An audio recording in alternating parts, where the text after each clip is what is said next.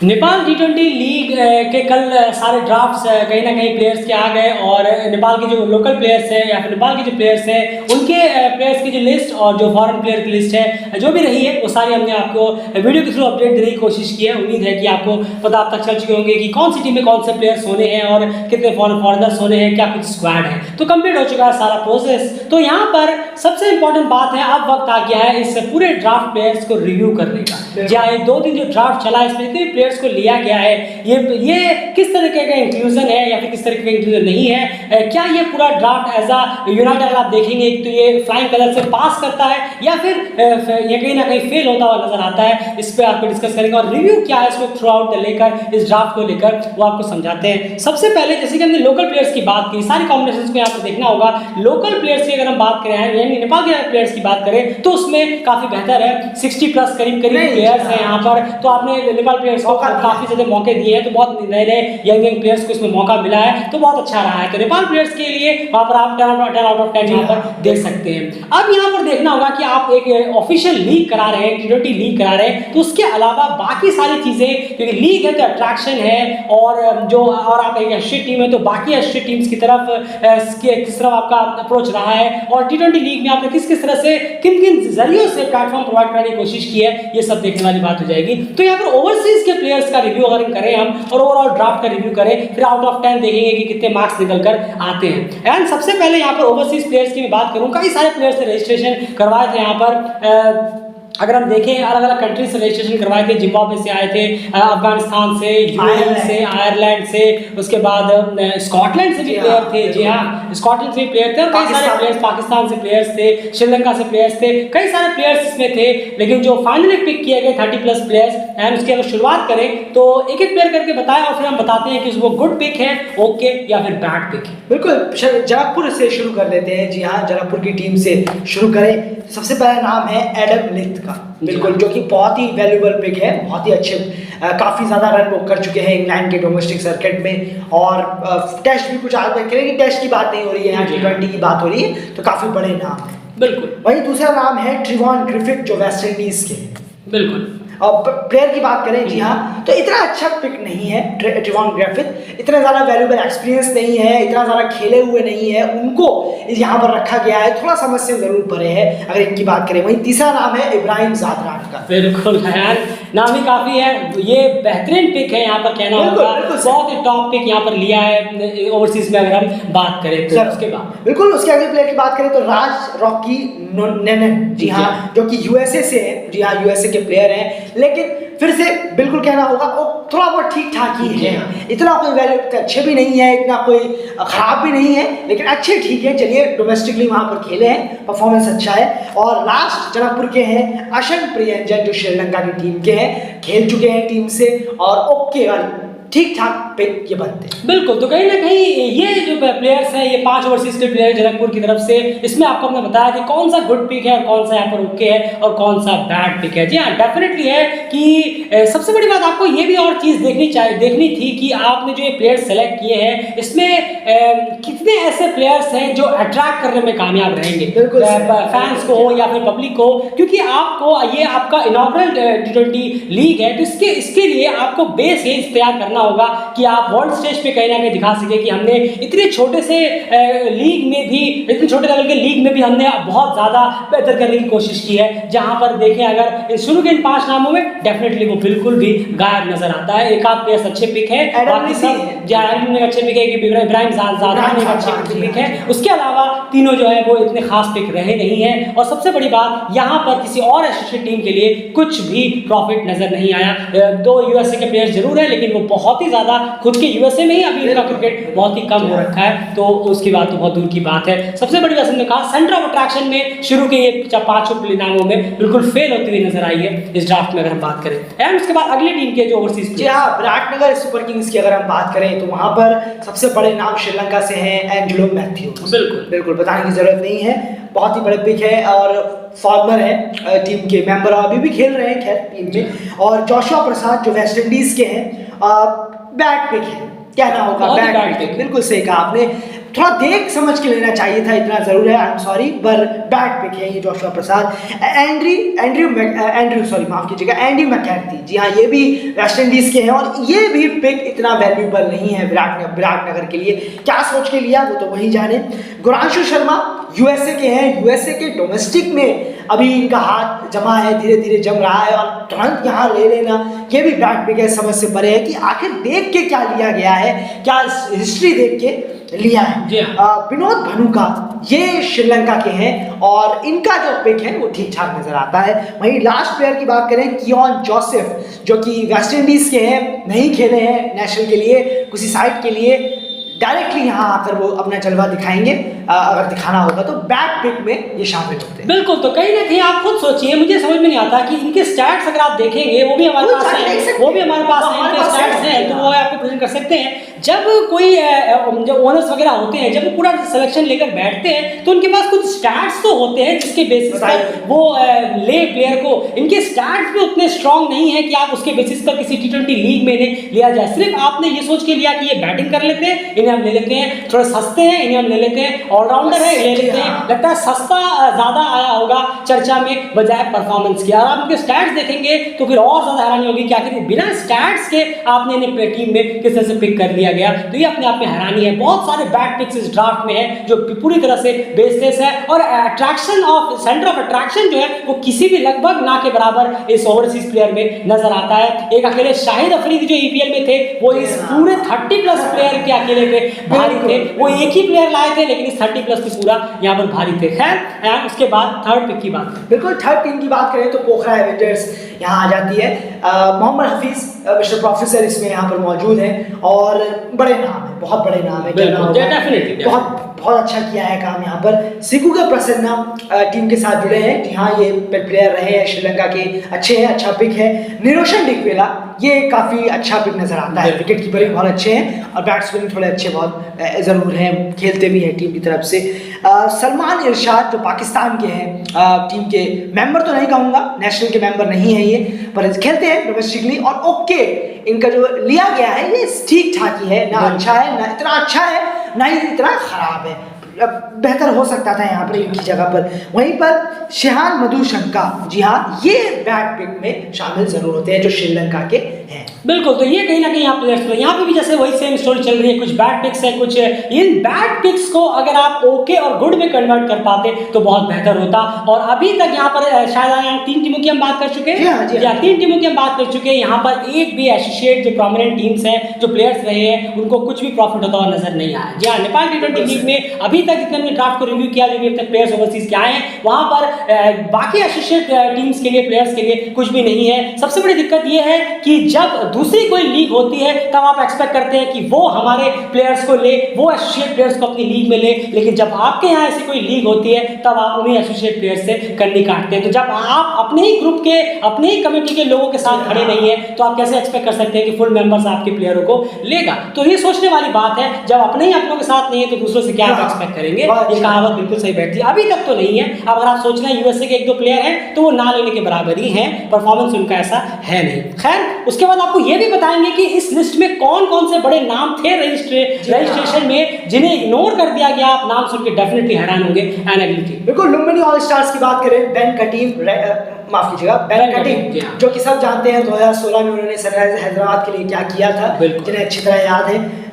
रैकिम Cornwell, सब बहुत अच्छे हैं T20 में, वाकई अभी इनका जो माइनर लीग है जबरदस्त, बिल्कुल बहुत अच्छे पिक है, बहुत ही अच्छा लुम्बिनी ने ये 2 पिक बहुत अच्छा किया है। पैट ब्राउन जो कि इंग्लैंड के हैं, जी हाँ, इंग्लैंड के डोमेस्टिकली में खेल चुके हैं, ये अभी इतने बड़े लेवल पर नहीं है लेकिन है जरूर, तो ठीक ठाक इनका अच्छा है, ठीक ही सिलेक्शन हुआ है इनका। लिया जो है विपुल शर्मा, जो स्लो लेफ्ट आर्म ऑर्थोडॉक्स भी हैं और बैटिंग भी कर लेते हैं, IPL खेल चुके हैं हैदराबाद के लिए, अच्छा पिक है, कहना होगा, सही है, चलिए कोई बात नहीं। लहरू मिलन था जो श्रीलंका के हैं, बहुत ही अच्छे पिक हैं, बहुत अच्छे पिक है, काफ़ी अच्छा इनका T20 स्टैट्स जो है वो काफ़ी इंप्रेसिव है, बहुत ही सही है। नुआन तुषारा बेटर है और भी अगर श्रीलंका के कुछ प्लेयर हैं जो रिसेंटली में अभी खेल रहे हैं उन पर, जो कि अभी आपको बाद में बताया जाएगा, उसमें से लिया जा सकता था, पर ठीक किया। चलिए अब आप ठीक ठाक की सिलेक्शन ये है। बिल्कुल, तो कहीं ना कहीं यहाँ पर कुछ गुड पिक्स ज्यादा हैं लुमिनी स्टार्स की बात करें, और एक आध बैड ओके पिक्स यहाँ पर है। बैड पिक तो मेरे ख्याल से शायद है नहीं। जी हाँ, याद रखिएगा लुमिनी ऑल स्टार्स वो टीम है जहाँ पर कहीं ना कहीं ओके और गुड पिक्स ज्यादा नजर आ रहे हैं ओवरसीज में बैड पिक्स के मुकाबले। इनका स्टैट्स से कहते हैं, अगर आप चाहें तो उनके स्टैट्स भी आपके सामने प्रेजेंट कर सकते हैं। लेकिन कई सारे ऐसे प्लेयर हैं जिनके स्टैट्स देखेंगे आप तो मुझे हैरानी हो रही है कि आप ने क्या सोच कर दिया गया। एक चीज याद रखिएगा, हो सकता है कि ये प्लेयर्स उस मैच के दिन में परफॉर्म कर दे, डेफिनेटली, क्योंकि प्लेयर्स में होता है, उनके अंदर भूख होता है, परफॉर्म करेंगे। लेकिन आपको ये सोचना है कि आप दुनिया का ध्यान अपनी तरफ कितना खींचने में कामयाब हुए हैं, और वो सबसे इंपॉर्टेंट होगा आपकी तरफ से, क्योंकि दुनिया का ध्यान आप जितना खींच पाएंगे उतना ज्यादा आप सोर्स इस तरफ गेन कर पाएंगे, उतना ज्यादा ये T20 लीग जो है वो अपने देश से बाहर पॉपुलर होना स्टार्ट होगा। क्योंकि आपका मकसद, और क्योंकि एक ये ऑफिशियल क्रिकेट लीग है, क्योंकि अब तक इसके स्टार्ट्स जुड़ेंगे। ये EPL की बात अलग थी, वो रीजन था उसके स्टार्ट्स जुड़ा नहीं करते थे, T20 जो आपके पास ऑर्गेनाइज नहीं था और बाहर लेवल पर इतना ज्यादा वो पॉपुलर नहीं था। लेकिन ये ऑफिशियल क्रिकेट बोर्ड का है, तो डेफिनेटली आपको ये भी ध्यान रखना है कि क्या आपने दुनिया का अट्रैक्शन खींचने में कामयाब रहे हैं नहीं। अभी तक जो प्लेयर्स हमने आपके सामने ड्राफ्ट रिव्यू किया है, इसमें से कुछ ही एक आध प्लेयर्स ही है जो कहीं ना कहीं अट्रैक्शन क्रिएट करेंगे, वरना बाकी बिल्कुल भी नहीं। एंड अगली टीम, बिल्कुल अगली टीम की बात करें, काठमांडू, जी हाँ, काठमांडू गोरखास अगली टीम है। तिशारा परेरा यहाँ नाम है बहुत बड़े, पर थोड़े से फॉर्मर हो चुके हैं, पुराने हो गए हैं, बिल्कुल रिटायर भी हो गए हैं, माफ कीजिएगा, तो रिटायर ही हो गए हैं। एस विराकोडी ठीक ठाक है, श्रीलंका से हैं, खेल चुके हैं नेशनल टीम में, तो चलिए नेशनल टीम का एक्सपीरियंस है आपके पास, ठीक ठाक आपने लिया है काठमांडू ने, चलिए कोई नहीं। कमेंडू मैंडिस, इनके पास भी थोड़ा एक्सपीरियंस है खेलने का T20 क्रिकेट में, तो बहुत अच्छे पिक हैं, बहुत अच्छे नहीं तो अच्छे पिक जरूर हैं काठमांडू के लिए। वहीं पर श्रीलंका के हैं विरंदीर सिंह, जी हाँ, बताने की जरूरत नहीं है, बहुत ही अच्छे पिक है, शानदार पिक है, मलेशिया से है। और वहीं पर जी हाँ, ये बहुत अच्छे पिक है धनंजय डी सिल्वा, जो कि अभी रिसेंटली एशिया कप चैंपियनशिप में भी मौजूद। बिल्कुल, बहुत ही बेहतरीन पिक है, इसमें कोई दोहराई नहीं है। तो यहाँ पे भी कुछ ओके, कुछ गुड, कुछ बैड पिक्स यहाँ पर नजर आए हैं। लेकिन जैसे कि हमने कहा आपसे कि सेंटर ऑफ अट्रैक्शन खींचने का जो कैपेबिलिटी है वो किसी भी लगभग ना के बराबर कई सारे प्लेयर्स में मौजूद है। और सबसे बड़ी एक चीज ये है कि आप इस वक्त खेलते हुए प्लेयर्स की तरफ ना जाकर आपने मोस्टली जो है उन प्लेयर्स को लिया जाएगा, या तो करियर खत्म हो चुका है, या फिर उन्हें लिया नहीं जाता, या फिर वो रिटायर हो चुके हैं, और या फिर बहुत ही डोमेस्टिक, या फिर बहुत ही डोमेस्टिक है, बहुत ही नीचे लेवल पर है जिन्हें अभी करना है। तो इससे क्या है, आप भले वो टीम के लिए अच्छा करें, लेकिन सेंटर ऑफ अट्रैक्शन अगर आप ये सोच रहे हैं कि पहले टाइम से हम इसे वर्ल्ड वाइड कहीं ना वर्ल्ड का अट्रैक्शन हमारी तरफ खींचने में कामयाब रहेंगे, तो इसमें कहीं ना कहीं अच्छा खाती हुई ये नेपाल T20 का जो ड्राफ्ट है ये नजर आ रहा है। एंड लास्ट टीम की बात करें, उसके बाद आपको बताते हैं कौन कौन से प्लेयर थे, बड़े बड़े नाम जिन्हें लिया ही नहीं गया, और वो शॉकिंग नेम्स हैं। बिल्कुल, फार वेस्टर्न यूनाइटेड, जी हाँ, लास्ट हमारी टीम, कार्लोस ब्रैथवेट, बहुत सही पिक है, बहुत इस फॉर्मेट के लिए वो बहुत अच्छे हैं। और दुष्यंत हेमंता ठीक ठाक पिक है, श्रीलंका से हैं, डोमेस्टिकली अभी ज़्यादा खेले हैं, टीम के लिए इतना नेशनल टीम में तो अभी आया ही नहीं। वहीं पर पुलिना थरंगा, जी हाँ, ये अच्छे पिक है, अच्छा फार वेस्टर्न ने लिया है इन्हें, डोमेस्टिकली में बहुत अच्छा रिकॉर्ड है इनका, आप देखना चाहें तो ज़रूर देखिएगा जाके। और अल्लाह गजनफर जो अफगानिस्तान के हैं, टीम में अभी मौका नहीं मिला है और अच्छा कर रहे हैं, अभी अपने वहाँ पर अफगानिस्तान लीग भी होती है वहाँ की, उसमें वो खेल चुके हैं। लास्ट है जिया उर रहमान, जो कि बहुत अच्छे बॉलर हैं, left arm leg spin bowler हैं, बहुत ही अच्छे हैं, बहुत काम आने वाले हैं फार वेस्टर्न के लिए ये इस नेपाल T20 लीग। बिल्कुल, तो यहाँ पर कहीं ना कहीं अगर आप खुद ओवरसीज के प्लेयर आपने देखे होंगे कई सारे नामों में, तो बहुत सारे नाम सुनकर आपको समझ में आएगा यार ये कौन है, ये कौन है, ये कौन है, या आपको समझ में आया पहले जब आपका फर्स्ट इंप्रेशन जिसे हम कहते हैं, और 2-3 को आपको लगा होगा ओ वाह यार ये खेलने वाले हैं, जैसे कि हफीज हो गए, एक कार्लोस ब्रैथवेट हो गए, इब्राहिम ज़ादरान हो गए, और मेरे ख्याल से एक और है जिसे बेन गडिंग कह सकते हैं, रकीम कॉर्नवेल, ये T20 स्पेशलिस्ट है खास करके। तो ये 6-7 प्लेयर्स हो गए 30+ में, तो आप खुद देख सकते हैं कि सेंटर ऑफ अट्रैक्शन वाले कितने कम प्लेयर्स हैं इनमें से भी। और उसमें से भी अगर आप देखें कि बड़ा नाम जो अपने साथ बड़ा क्राउड भी लेकर आएंगे वो सिर्फ 2-3 ही है, या फिर 1-2 ही है जो बड़ा क्राउड अपने साथ लेकर आएंगे। जैसे कि मैं बात करूं, एक हफीज है, हफीज के काफी फैंस हैं, तो वो अपने आप इसको वहां पर खींच कर लेकर आ सकते हैं। वहीं पर अगर दूसरे नेम की बात करूं, थोड़ा बहुत इब्राहिम ज़ादरान है, क्योंकि वो इस वक्त खेल रहे हैं टीम में, ऊपर से खेल रहे हैं नेशनल टीम में, तो वहां पर अट्रैक्ट करते हुए अट्रैक्शन जो है वो बहुत ज्यादा कम है इसमें नजर आता है। लेकिन देखना होगा कि परफॉर्म ये लोग कैसे करते हैं। अब आपको वो प्लेयर्स के नाम बताते हैं जिन्होंने रजिस्ट्रेशन तो करवाया था लेकिन उन्हें पिक नहीं किया गया, और इनके T20 स्टार्स आप सबको पता है। और सोचिए कि ये सेंटर ऑफ अट्रैक्शन कितने बड़े बड़े नाम हैं, और डेफिनेटली एसोसिएट्स के लिहाज से अगर हम देखें तो नेपाल के लोकल की जाहिर सी बात उसको अगर हटा दें, उनके अलावा दूसरे एसोसिएट्स प्लेयर्स के लिए कितना ज़्यादा प्रॉफिटेबल ये रहा है अभी तक, तो बिल्कुल भी नहीं। आप एक वीरेंद्र सिंह को कह सकते हैं जो मलेशिया की तरफ से यहाँ पर खेलते हुए नजर आएंगे, उसके अलावा कोई भी बड़े बड़े एसोसिएट के प्लेयर्स जिनके पास अच्छा मौका था नेपाल T20 के पास उन्हें अट्रैक्ट करने का, वो पूरी तरह से नाकामयाब रहे। समझ में नहीं आता कि आखिर किस तरफ गया है, स्टैट्स की तरफ या सस्ते की तरफ। अब वो प्लेयर्स के नाम सुनिए, इसरो राणा, दिनेश चंडीमल, कुशल परेरा, हैरी टेक्टर। जी हाँ, हैरी टेक्टर नाम में थे लेकिन उन्होंने लिया नहीं गया। आप सोचिए जरा, लहरू कुमारा, चमिका करुणांतरे, कल आपने मैच देखा, पीटर सिलार, पॉल स्टर्लिंग। बहुत अफसोस होता है पॉल स्टर्लिंग को लेकर कि नेपाल T20 लीग में भी पॉल स्टर्लिंग को जगह नहीं मिली है। हसमतुल्लाह सहीदी, बेस्ट डिलीट, जीशान मकसूद, इकलौते ऑलराउंडर हैं जो टॉप 10 में है ओडीआई की तरफ से। अगर देखें अभी हाल फिलहाल की बात करें, एक वक्त पे थे ऐसे, खैर Usman Ghani, Rubel Hussain, Simi Singh, Andrew Belbury, Calum MacLeod Scotland के, यहाँ पर इनोसेंट काया, सिकंदर रजा। आप खुद सोचिए, सिकंदर रजा जैसे प्लेयर उन्होंने रजिस्ट्रेशन किया और वो ड्राफ्ट में पिक नहीं हुए, वो खुद हैरान हो गए होंगे अपने आप में कि आखिर मैंने ऐसा क्या ठीक नहीं किया जो मैं इसमें पिक नहीं हुआ होऊंगा। अब सब लगता है, ऐसा लगता है कि शायद स्टैट्स की तरफ नहीं, सस्ते की तरफ ज़्यादा जाया गया है। लेकिन सस्ते में भी बहुत सारे आपके पास ऑप्शंस थे, क्योंकि एसोसिएट के, जैसे पहले कहा, एसोसिएट के इतने सारे प्लेयर्स हैं वहाँ पर कि जहाँ पर एक से एक टॉप अट्रैक्टिव प्लेयर्स थे, जहाँ पर आप पूरी तरह से फेल रहे हैं इस पूरे ड्राफ्ट में। गैरेट डिनानी, विद्या अरविंद और रोहन मुस्तफा। आप सोचिए, ये नाम खुद ही इसमें पढ़ के पता चल रहा है, इसमें से 80% नाम जो है वो डेफिनेटली क्राउड पुलर है और क्राउड अट्रैक्शन है साथ साथ में। लेकिन जो आपने नाम पिक किए उसमें से 3-4 ही ऐसे हैं जो क्राउड पुलर के साथ लेकर आएंगे, ये सोचने वाली बात जरूर है। तो यहाँ पर डेफिनेटली कहना होगा कि ड्राफ्ट में बहुत ही बुरी तरह यहाँ पर आप कह सकते हैं कि फेल होती हुई नजर आई है नेपाल के जिन्होंने भी ये सब ड्राफ्ट तैयार किए, जो प्लेयर्स पिक किए हैं, डेफिनेटली बहुत ज़्यादा डिसअपॉइंटिंग है। अगर आप देखें पहले इनाग्रल में, और खास करके क्रिकेट बोर्ड की तरफ से, ऑफिशियल क्रिकेट बोर्ड की तरफ से कहा गया था, काफ़ी ज़्यादा बड़े पैमाने पर कहा गया, लेकिन प्लेयर्स की जब बारी आई तो पूरी तरह से यहाँ पर बहुत ही डिसअपॉइंटमेंट नजर आई है। क्या कहेंगे? जरूर, आउट ऑफ 10 नहीं, आउट ऑफ 10 4 आप दे सकते हैं इस जितने भी प्लेयर पिक किए गए हैं, जो भी हुआ है ओवरसीज में, क्योंकि आपने उन प्लेयरों को दिया है चांस जो या तो टीम से बाहर हैं या रिटायर हो चुके हैं या फिर डोमेस्टिक इतना कम खेलते हैं, डोमेस्टिक ही खेलते हैं इतना, वो भी इतना ज़्यादा नहीं कि चलिए डोमेस्टिक में बहुत नाम हो, किसी का विटालिटी ब्लास्ट में नाम हो, किसी का यूएसए में माइनर लीग क्रिकेट में नाम हो, ऐसे भी आपने नहीं लिए हैं। बहुत ही कम कुछ 1-8 मैच 10 मैच खेले हैं, उन प्लेयर को आपने उठाया है, तो फिर ये अजीब सा समझ में आता है। और एक बात मैं यहाँ कह देना चाहूँगा लास्ट में कि ये जो नाम गिरा है आपने लास्ट में, ये कुछ प्लेयरों के 10, 12, 15 प्लेयरों के, ये रजिस्टर्ड है। बिल्कुल, मैं बहुत सुन रहा था बहुत कुछ लोगों का कि ये शायद टाइम नहीं है इन लोगों के पास, इस वजह से नहीं आ पाएंगे, इस वजह से, ये गलत है।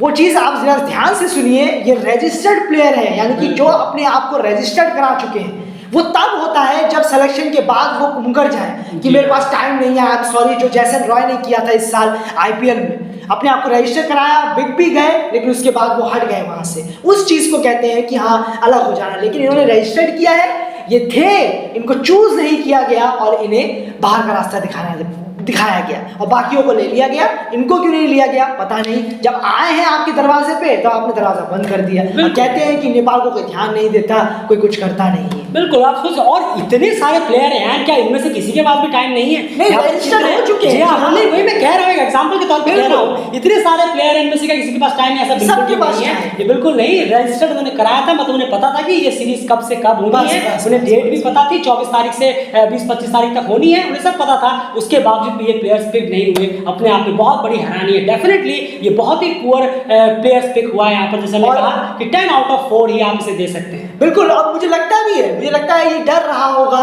कि हम फॉर्मर्स को ले लेते हैं वरना ये वर्ल्ड कप के लिए चले जाएंगे ये प्लेयर, लेकिन ये बहुत बड़ी गलती की है। इनको लेते, जो आपने कहा ना, ये रहते 15-20 दिन और इतना क्राउड पुलिंग बताओ वहाँ पर कि वो देखने वाला हो। बिल्कुल, और उन्हें भी तो T20 क्रिकेट के लिए चाहिए था ना, अगर वो T20 क्रिकेट के लिए उन्हें भी चाहिए था, सबसे कारण ये चीज भी देखने वाली बात है। और इसमें से ऐसे कई सारे प्लेयर्स भी हैं जो वर्ल्ड कप में है भी नहीं, T20 वर्ल्ड कप की स्क्वाड में होंगे भी नहीं। इसमें से कुछ ऐसे प्लेयर्स भी हैं, उन्हें भी पिक कर सकते थे। चलिए ये नहीं है, आप अगर आपको लगता है कि ये लिस्ट भी नहीं है, आप सोचिए टॉनी ऊरा, नॉर्मन वनुआ, नामीबिया के जो हिटर प्लेयर्स हैं, और कितने सारे हमारे एसोसिएट्स में कितने बड़े बड़े टॉप हिटिंग प्लेयर्स हैं। आप कुवैत की टीम से एडसन सिल्वा को ले सकते थे, आपके पास ओमान के बिलाल खान को ले सकते थे, क्योंकि वो तो T20 वर्ल्ड कप में तक नहीं है और उनके तो वर्ल्ड कप लीग 2 के मैचेस भी खत्म हो चुके हैं। आप ओमान के प्लेयर्स को जतिंदर सिंह और बिलाल खान को टारगेट कर सकते थे।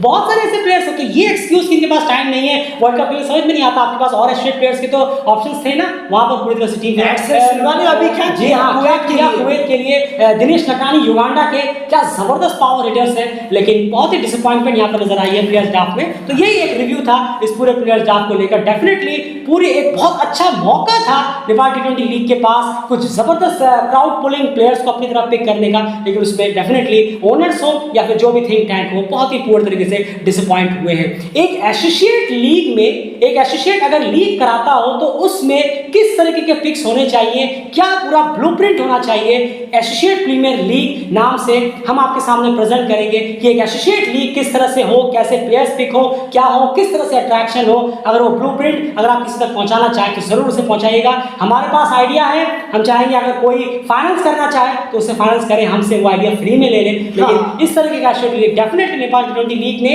उस प्लेटफॉर्म पे जो उम्मीद की है कि एसोसिएट की तरफ से अब नेपाली प्लेयर्स के लिए आउटस्टैंडिंग किया है उन्होंने, इसमें कोई दोहराई नहीं है। लेकिन एक एसोसिएट लीग की ऑफिशियल एसोसिएट लीग होने के नाते जो आप दूसरे बोर्ड से एक्सपेक्ट करते हैं कि एसोसिएट के प्लेयर को नहीं लेते, क्या आपने एसोसिएट के प्लेयर्स को लिया? एक एसोसिएट लीग ऑलरेडी बेकार हो गई है, दूसरी भी इस कदर पे आ गई है तो अजीब लगता है। जी हाँ, एक एसोसिएट लीग हम बात कर रहे हैं IL T20 की, और ये दूसरी है नेपाल T20, जो कि बड़ा अपसेट हुआ देखकर कि यहाँ अदर एसोसिएट मेंबर्स में कोई नहीं। बिल्कुल बहुत ही अपसेट हुआ कि आप, जैसे मैंने वापस से कहा, आप फिर एक्सपेक्ट मत करिए फुल मेंबर से या किसी और से कि वो आपको लेंगे, जब आप खुद अपने एसोसिएट के साथ खड़े हुए नहीं है तो आप कैसे एक्सपेक्ट कर रहे हैं कि दूसरे जो हैं वो आपको लेने की कोशिश करेंगे। फिलहाल हार से, लेकिन रियलिटी यही है। लेकिन उम्मीद करेंगे कि अच्छी क्रिकेट क्वालिटी हो, और स्पेशली नेपाल के लिए, नेपाल के लिए बहुत अच्छा लीग है, इसमें कोई दोहराई नहीं है। नेपाल के लिए बहुत अच्छे 66 प्लेयर्स वहां पर मौजूद हैं, आप अच्छा परफॉर्म करिए, नेपाल के लिए कुछ अच्छे प्लेयर्स निकल कर आए बहुत बेहतर होगा। लेकिन अगर आप ओवरऑल एसोसिएट्स के लिए आप इस लीग को देखेंगे तो डेफिनेटली बहुत डिसअपॉइंटमेंट हुई है। फिलहाल इस वीडियो में इतना ही। 10 आउट ऑफ 4 इस ड्राफ्ट में रिव्यू में निकल कर आता है, ये हमारी पर्सनल ओपिनियन है।